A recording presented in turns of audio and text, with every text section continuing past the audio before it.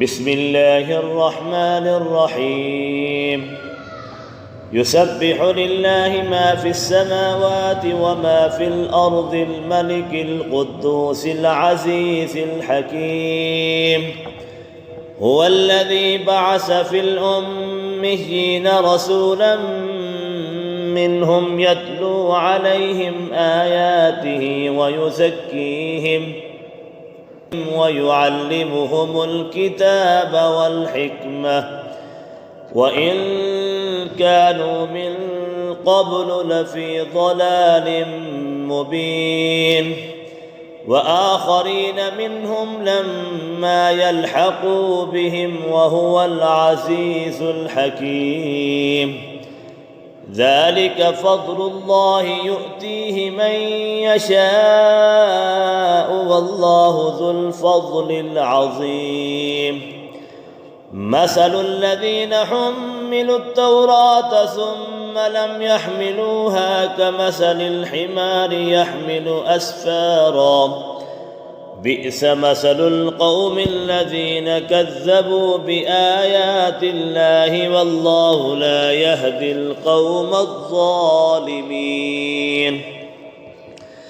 قل يا أيها الذين هادوا إن زعمتم أنكم أولياء لله من دون الناس فتمنوا الموت إن كنتم صادقين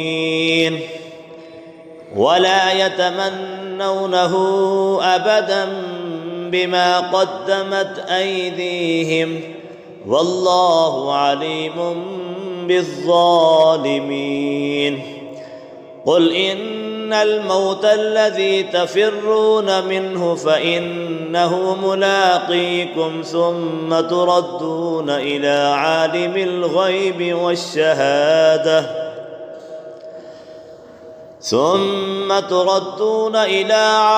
الغيب والشهادة فينبئكم بما كنتم تعملون. يا أيها الذين آمنوا إذا نودي للصلاة من يوم الجمعة فاسعوا إلى ذكر الله وذروا البيع ذلكم خير لكم إن كنتم تعلمون. فإذا قضيت الصلاة فانتشروا في الأرض وابتغوا من فضل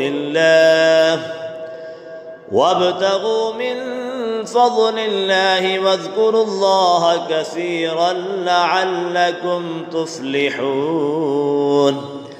وإذا رأوا تجارة أو لهوا انفضوا إليها وتركوك قائما